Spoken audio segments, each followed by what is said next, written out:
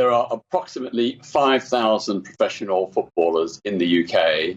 And as of now, Jake Daniels is the only one who's open about his sexuality, despite the fact that statistically there probably are about 500 gay or bisexual players who are professional footballers.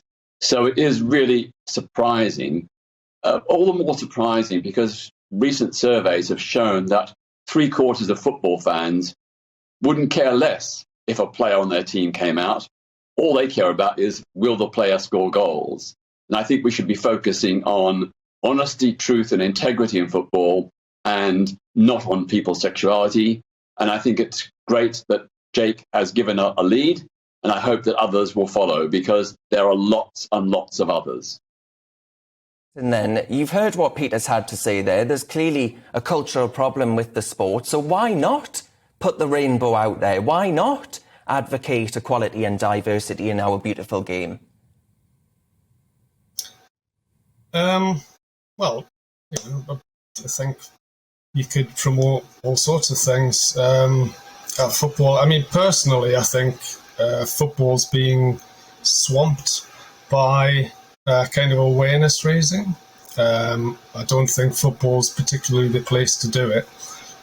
And I think historically there was an argument that you should keep sport and politics separate.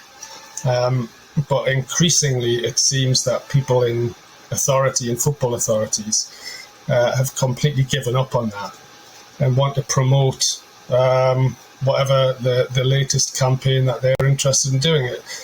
And the problem I have with it is that it feels like an enforcement of values, that it's sort of taking the knee.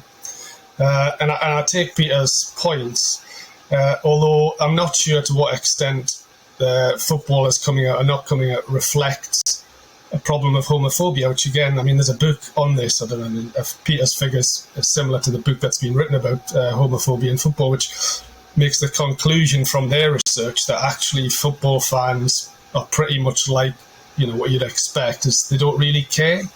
And I mean, I the first ever left-wing newspaper I ever sold was in the revolutionary hotbed of Kingston upon Thames, and it was in defence of gay rights, and that was 30 years ago. And I think it's been one of the greatest changes in British culture and Western culture that we now basically accept that gay people should be free, equal, etc., and everything else. And I suspect if you asked football players and fans, they would say something similar. So I think the question you're raising about why the footballers not come out. I mean, I played football, and I played football at, and I can tell you that being a bloke in a changing room in a football atmosphere is a blokey kind of atmosphere, and I suspect that's part of the reason that gay men did not particularly want to come out.